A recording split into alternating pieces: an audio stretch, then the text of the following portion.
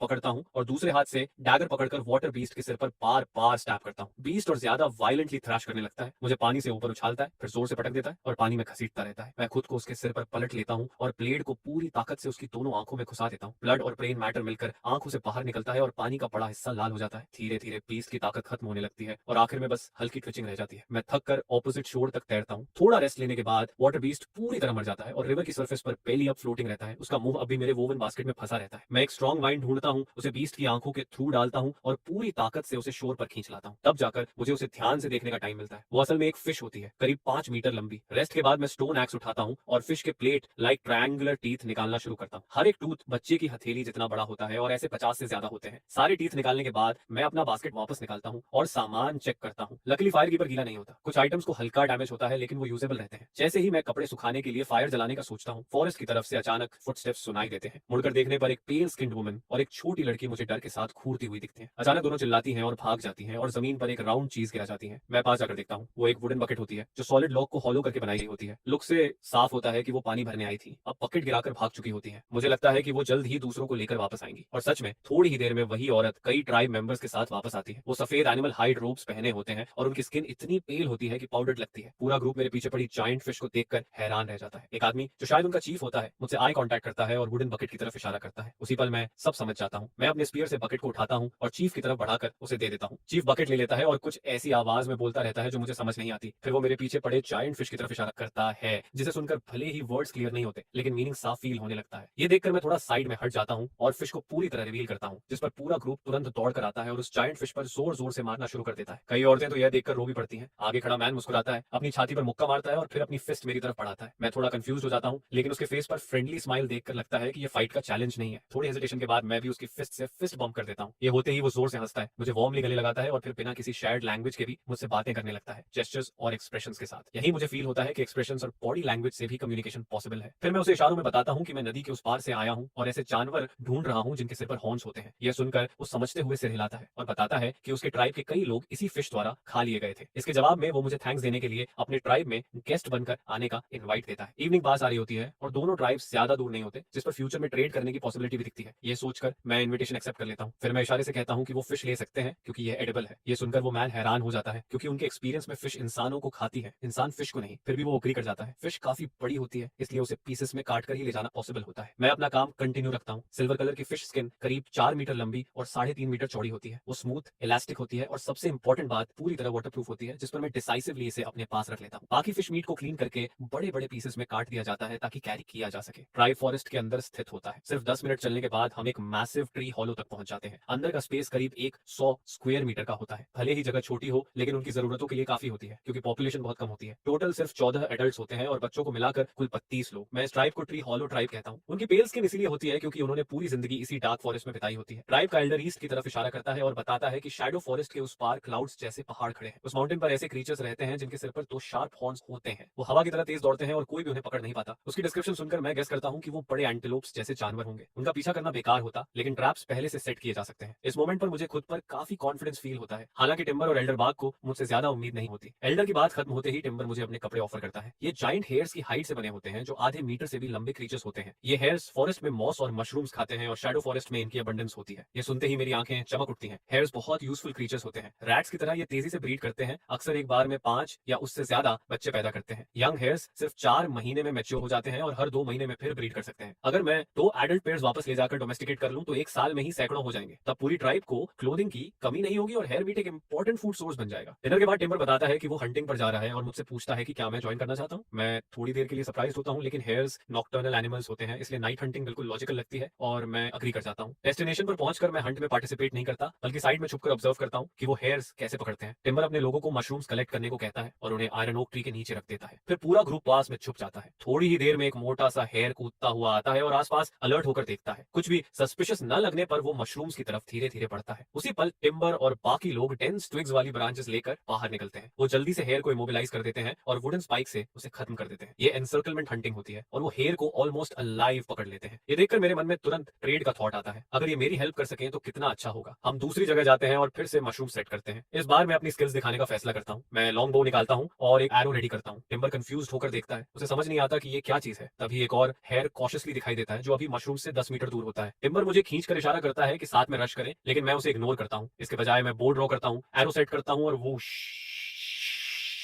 एक ही शॉट में arrow hair की गर्दन को स्ट्रेट पियर्स कर देता है। टिम्बर मेरी बो को देखकर पूरी तरह स्टंड रह जाता है। मैं मुस्कुराता हूँ, उसे बो देता हूँ, एक एरो पकड़ाता हूँ और हाथ पकड़कर उसे ड्रॉ करना सिखाता हूँ। वो ग्राउंड पर पड़े हेयर पर एरो शूट करता है और एरो आधा जमीन में धंस जाता है। ट्री हॉलो ट्राइब के लोग यह देखकर हैरान रह जाते हैं। टिम्बर वेपन से इतना फैसिनेटेड हो जाता है कि छोड़ने का मन ही नहीं करता। फ्रेंडशिप के सिंबल के तौर पर मैं उसे एक फेदर्ड एरो दे देता हूँ। इसके बाद बाकी हंट पूरी तरह मेरा सोलो परफॉर्मेंस बन जाती है। आधी रात में ही मैं दर्जन से ज्यादा हेयर्स मार देता हूँ, जो उनके इमेजिनेशन से भी बाहर होता है। आमतौर पर एक दिन में 3 या 4 मिल जाए तो बहुत माना जाता है। इससे ट्री हॉलो ट्राइब मेरे ट्राइब की स्ट्रेंथ को लेकर चुपचाप वंडर करने लगती है। रिटर्न पर मेरी रिक्वेस्ट के अनुसार हंट की सारी हाइट्स मुझे मिलती हैं और मीट ट्री हॉलो ट्राइब रख लेती है। इस पर किसी को कोई ऑब्जेक्शन नहीं होता। अगर मैं कुछ दिन और रुकूं तो अपनी ट्राइब के लिए इनफ हाइट्स कलेक्ट कर सकता हूं। मेरा एक्सपेडिशन गोल अचीव हो चुका होता है, लेकिन मैं और आगे जाना चाहता हूं और इस वर्ल्ड को और एक्सप्लोर करना चाहता हूं। साथ ही एल्डर बाग ने जिन एनिमल्स का मेंशन किया था, उनमें मेरी काफी इंटरेस्ट होती है। शायद कुछ को लाइव पकड़कर कार्ड्स खींचने में यूज किया जा सके। नेक्स्ट डे डॉन में मैं फूड और फायर सप्लाईज रीफिल करता हूं और टिम्बर से फेयरवेल लेता हूं। मैं उससे रिक्वेस्ट करता हूं कि कुछ हेयर्स लाइव पकड़कर रखे और उन्हें ग्रास और मशरूम्स खिलाता रहे। जब मैं वापस आऊंगा तो दूसरे गेम से ट्रेड कर लूंगा। टिम्बर नहीं चाहता कि मैं जाऊं, क्योंकि मेरे रहते वो विंटर ज्यादा सेफली सर्वाइव कर सकते हैं, लेकिन वो जानता है कि मेरे पास और जरूरी काम है। ट्री हॉलो ट्राइब को अलविदा कहकर मैं आगे बढ़ता हूं। रास्ते में ब्रांचेस काटकर जमीन में मार्कर की तरह गाड़ता जाता हूं। पूरे 2 दिन ट्रैवल करने के बाद आखिरकार मैं डार्क फॉरेस्ट से बाहर निकल जाता हूं। अचानक सामने का व्यू खुल जाता है। एक वाइड ग्रास लैंड फैला होता है, जहां इक्का दुक्का ट्रीज दिखते हैं। जमीन पर हर्बीवोर्स के ट्रैक्स साफ नजर आते हैं। मैं अपना बो और एरोज निकालकर केयरफुली स्काउट करता हूं। थोड़ी ही देर में सामने का सीन देखकर मैं खुशी से हंस पड़ता हूं। ब्लू एंटेलोप्स का एक हर्ट, जो डोमेस्टिक डोनकीज जितने साइजेस के होते हैं, सिर झुकाकर शांति से चल रहे होते हैं। ये ड्राफ्ट एनिमल्स के लिए परफेक्ट लगते हैं, जिस पर मैं तुरंत डिसाइड करता हूँ कि इन्हें अलाइव कैप्चर करना है। लेकिन इनके सिर पर लगे शार्प हॉर्न्स देखकर साफ होता है कि ये हल्के में लेने वाले नहीं है। अगर ये सारे एक साथ चार्ज कर दे तो पूरी ट्राइब खत्म हो सकती है। केयरफुल ऑब्जर्वेशन में मुझे पता चलता है कि ये मेटिंग सीजन है। पूरे हर्ड में सिर्फ एक एडल्ट मेल होता है, बाकी 8 फीमेल्स और 8 जुवेनाइल्स होते हैं। ये समझते ही मेरे दिमाग में प्लान बन जाता है। टेराबैक वाले मेथड से पहले मेल को कंट्रोल किया जाए, बाकी खुद फॉलो करेंगे। मैं सेफली पीछे हटता हूँ और एक बोला बनाना शुरू करता हूँ। थोड़ी देर में बोला लेकर वापस आता हूँ और श्रब के पीछे छुपकर सही मोमेंट का वेट करता हूँ। तभी मेल एंटीलोप एक फीमेल पर चढ़ता है और आवाजें निकालता है। मैं तुरंत बोला को प्रोपेलर की तरह घुमाता हूँ और मेटिंग पेयर की तरफ फेंक देता हूँ। बोला उनके हाइंड लेग्स में उलझ जाता है। दोनों एंटीलोप्स जोर से तड़पते हैं और धड़ाम से जमीन पर गिर जाते हैं, लगातार आवाजें निकालते हुए। इसके बाद मैं काउबॉय स्टाइल में रस्सी का लूप घुमाता हूँ और तेजी से फेंक देता हूँ, जो पास खड़ी 2 फीमेल ब्लू एंटीलोप्स के हूव्स के चारों तरफ परफेक्टली जा गिरता है, जिस पर पूरा हर्ड इंस्टेंटली पैनिक में आ जाता है और हर डायरेक्शन में बिखर जाता है। थोड़ी ही देर में कई ब्लू एंटीलोप्स आपस में पूरी तरह उलझ जाते हैं, रोते हुए और स्ट्रगल करते हुए, जबकि बाकी 2 फीमेल 8 जुवेनाइल्स को लेकर भाग निकलती है। यह देखकर मैं हेल्पलेसली उन्हें जाते हुए देखता रहता हूँ और कुछ भी नहीं कर पाता। आखिरकार मेरे सामने सिर्फ बचे हुए ब्लू एंटीलोप्स रह जाते हैं, जिनके पैरों को मैं रस्सी से बांध देता हूँ। वाइल्ड एनिमल्स को पूरी तरह टेम करना बहुत मुश्किल होता है और ब्लू एंटीलोप्स जैसे एग्रेसिव स्पीसीज के लिए सबसे पहले उनका प्राइड तोड़ना जरूरी होता है, जिस पर मैं स्टोन एक्स से उनके कीमती हॉर्न्स तोड़ देता हूँ और फिर हीटेड चारकोल से उन जगहों को कॉटराइज करता हूँ ताकि दोबारा ग्रोथ न हो। जो एंटीलोप अभी तक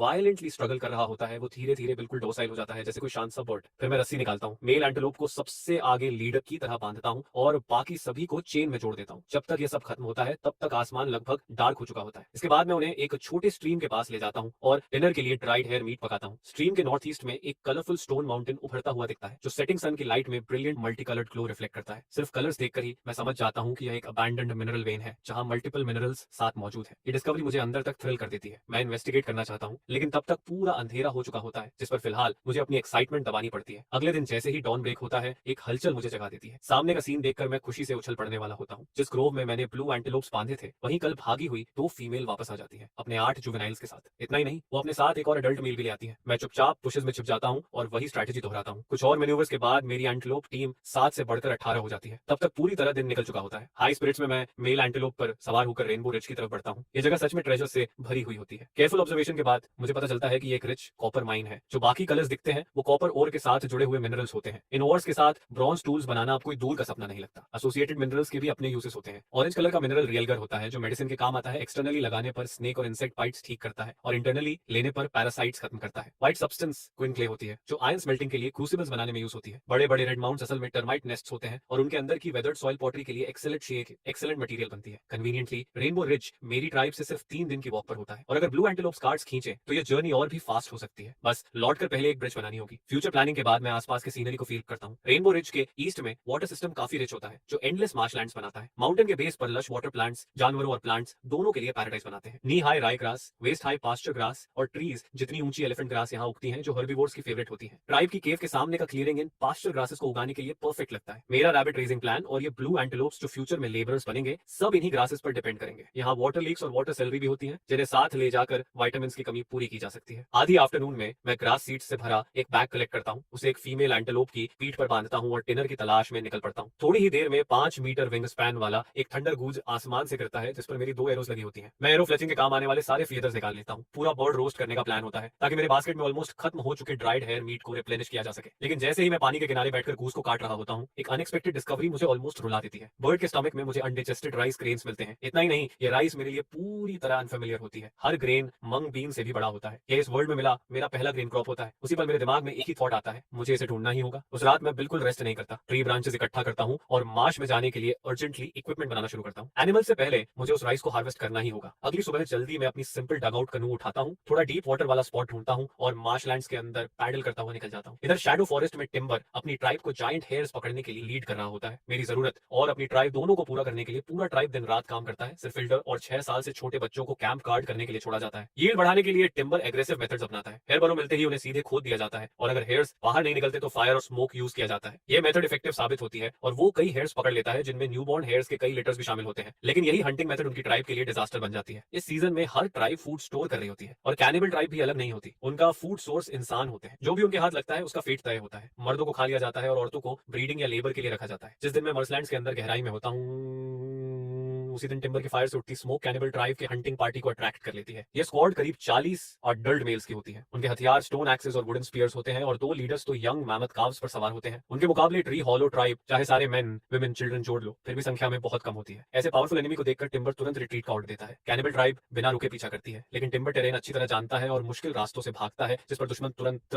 पकड़ नहीं पाते। फिर भी कुछ लोग पीछे रह जाते हैं। मशरूम्स गैदर कर रही एक यंग गर्ल घबराहट में ट्री रूट से ठोकर खा जाती है। जैसे ही वो उठती है एक फ्लाइंग एक्स उसकी पीठ में लग जाता है और तुरंत बाद पीछा कर रहे दुश्मन उसे स्पीयर से मार देते हैं। सैवेज कैनिबल्स हंसते हुए उसे घेर लेते हैं और उसका खून पीना शुरू कर देते हैं। टिम्बर के दांत गुस्से से पीसते हैं, लेकिन वो रुकता नहीं है। वो जानता है कि अगर पूरी ट्राइब भी लड़ जाए तो भी सिर्फ स्लॉटर ही होगा। उस लड़की की मौत आखिरकार दुश्मनों की रफ्तार थोड़ी स्लो कर देती है। टिम्बर वापस ट्राइब पहुंचता है और एल्डर बाग को सब बताता है। एनिमी बहुत स्ट्रांग होता है और माइग्रेशन ही एकमात्र ऑप्शन बचता है। एल्डर बाग फाइनल डिसीजन लेता है। टिम्बर ट्राइब को ईस्ट की तरफ शैडो फॉरेस्ट से होकर मुझे ढूंढने ले जाएगा। मेरे वेपन्स देखकर साफ होता है कि मेरी ट्राइब पावरफुल होगी। एल्डर बाग खुद पीछे रुकने का फैसला करता है ताकि दुश्मन को रोका जा सके, क्योंकि वो ज्यादा दूर चल भी नहीं सकता। टिम्बर अपने ग्रीफ को दबाता है, फर्मली नोट करता है और सबको जल्दी से सामान समेटने को कहता है। सच में उसके मन में डाउट होता है, मैं कहां हूं, जिंदा भी हूं या नहीं, उसे कुछ नहीं पता होता है। लेकिन अगर वो अभी नहीं निकले तो सिर्फ मौत इंतजार कर रही होती है। उसके पास कोई चॉइस नहीं बचती। थोड़ी ही देर में दुश्मन ट्राइब तक पहुंच जाते हैं। जनरेशन से बसा ट्री हॉलो आग के समंदर में बदल जाता है। एल्डर बाग आग में खड़ा होकर दुश्मनों को रोकने की कोशिश करता है ताकि बाकी लोगों को थोड़ा समय मिल सके। इस डिजास्टर के बाद 32 लोगों की ट्री हॉलो ट्राइब में सिर्फ 30 सर्वाइवर्स बचते हैं। ग्रुप बिना रुके ईस्ट की तरफ शैडो फॉरेस्ट के किनारे की ओर बढ़ता जाता है। टिम्बर को पहले ज्यादा उम्मीद नहीं होती, लेकिन रास्ते में जमीन में गड़े फ्रेशली कट ब्रांचेस देखकर उसकी होप तुरंत लौट आती है। सिर्फ 1.5 दिन में वो फॉरेस्ट के आउटर एज तक पहुंच जाते हैं। बाहर निकलते ही शाम हो चुकी होती है। सेटिंग सन के नीचे आसमान गहरा लाल दिखता है। ट्री हॉलो ट्राइब के लोग यह नजारा देखकर मेस्मराइज्ड हो जाते हैं, क्योंकि यह उनका पहली बार आउटसाइड वर्ल्ड देखना होता है। लेकिन टिम्बर की भौहें अब भी तनी रहती हैं। मार्कर्स यहीं खत्म हो जाते हैं और उसे नहीं पता कि आगे कहां ढूंढे। और तभी जब वो खुद को लॉस्ट फील कर रहा होता है, स्ट्रीम के पास आग के निशान उसे दिखाई देते हैं। जैसे ही वो थोड़ा आगे बढ़ता है, उसे सॉफ्ट कीचड़ में बहुत सारे एनिमल ट्रैक्स दिखते हैं, जिनमें मेरी अजीब फुटवेयर के क्लियर फुटप्रिंट्स भी होते हैं। यह देखकर टिम्बर राहत की एक लंबी सांस लेता है। उसे समझ आ जाता है कि मैं यहीं कहीं आसपास ही हूँ, जिस पर वो सभी ट्राइब मेंबर्स को यहीं रात के लिए कैंप लगाने को कह देता है। तो टिम्बर अपनी ट्राइब को डेस्परेट हालत में लेकर भाग रहा होता है और इधर मैं मार्श की गहराई में ध्यान से सर्च करता रहता हूँ। डेंस रीड्स के बीच राइस ढूंढना आसान नहीं होता, लेकिन तभी अचानक एक आइडिया दिमाग में चमकता है। वाटर बर्ड्स को यह राइस बहुत पसंद होती है, तो मुझे बस वहीं देखना है जहां वाटर बर्ड्स इकट्ठा होते हैं। ये सोचते ही मैं तुरंत एक्शन में आ जाता हूँ। डगआउट कनू चलाते हुए मैं वुडन स्टिक से पानी की सरफेस पर जोर जोर से मारता हूँ। अचानक पास के रीड बेड से पानी के बर्ड्स का एक झुंड तेज आवाज के साथ उड़ान भरता है। मैं तेजी से उसी डायरेक्शन में पैडल करता हूँ जहां से बर्ड्स उड़ते हैं। डिस्टेंस कम होते ही सामने एक छोटा सा एरिया दिखाई देता है जहां राइस के स्टॉक्स लगे होते हैं। मेरी आंखें खुशी से चमक उठती हैं, दिल के अंदर एक्साइटमेंट भर जाती है। यही वो वाइल्ड राइस होती है जिसे मैं ढूंढ रहा था। मैं और तेज पैडल करता हूँ और शैलो वेटलैंड की तरफ बढ़ता हूँ। लेकिन जैसे ही मेरी छोटी बोट अपने डेस्टिनेशन के करीब पहुंचती है, पीछे से अचानक इंसानों की आवाजें सुनाई देती हैं। आवाज की तरफ देखकर मैं देखता हूँ कि कुछ नेकेड प्रिमिटिव लोग पानी की सरफेस पर तैरते हुए ड्रिफ्टवुड पकड़े मेरी तरफ हाथ हिला रहे होते हैं और लगातार चिल्ला रहे होते हैं। उनके चेहरे पर अर्जेंसी साफ दिखती है। ये लोग इसी वेटलैंड में रहने वाली मार्श ट्राइब से होते हैं। इस ट्राइब की पॉपुलेशन करीब 50 के आसपास होती है। इस वक्त वो लोग विंटर के लिए फूड कलेक्ट कर रहे होते हैं, वाटर चेस्टनट्स। अचानक उन्हें एक इंसान दिखता है जो पानी पर तैरती एक अजीब चीज पर बैठा हुआ उस जगह की तरफ बढ़ रहा होता है जिसे उनके एल्डर फॉरबिडन डेथ जोन कहते हैं। गुडविल में मार्श ट्राइब की गैदरिंग टीम की लीडर विलो घबराकर मुझ पर चिल्लाती है ताकि मैं आगे न जाऊं। दुर्भाग्य से मैं उनकी लैंग्वेज समझ नहीं पाता और बस कंफ्यूज होकर उन्हें देखता रहता हूं। जब विलो देखती है कि मैं रिएक्ट नहीं कर रहा तो वो तुरंत मेरी तरफ तैर कर आती है। जब तक मैं कुछ समझ पाता, विलो मेरी बोट के पास पहुंच चुकी होती है। वो उस रीड बेड की तरफ इशारा करती है जहां बहुत सारी राइस उग रही होती है और लगातार चिल्लाती रहती है। उसके फेस पर डर और एंग्जाइटी साफ दिखती है। ये देखकर मुझे समझ आता है कि वो कोई हार्म नहीं करना चाहती, जिस पर मैं थोड़ा रिलैक्स हो जाता हूँ। लेकिन उसके एक्सप्रेशन से साफ लगता है कि वो मुझे उस जगह के डेंजर के बारे में वार्न कर रही है। मैं इशारों में एक वाइल्ड बीस्ट की तरह एक्ट करता हूँ, जानवर की आवाज निकालता हूँ और फिर रीड बेड की तरफ इशारा करता हूँ। विलो सिर हिला देती है, फिर वो मेरी तरफ और फिर उस जगह की तरफ इशारा करती है। इसके बाद पानी की सरफेस पर हाथ रखकर धीरे नीचे जाने का जेस्चर करती है, जैसे बता रही हो कि वहां जाने पर मैं डूब जाऊंगा। मैं विलो की बात समझ जाता हूँ और उसकी काइंडनेस पर अंदर से थैंकफुल फील करता हूँ। लेकिन मैंने पूरी प्रिपरेशन कर रखी होती है, इसलिए अब पीछे हटने का कोई रीजन नहीं होता। मैं पैडल करता हुआ फर्मली रीड बेड की तरफ बढ़ता हूँ। विलो फिर से घबराकर चिल्लाती है, लेकिन अब वो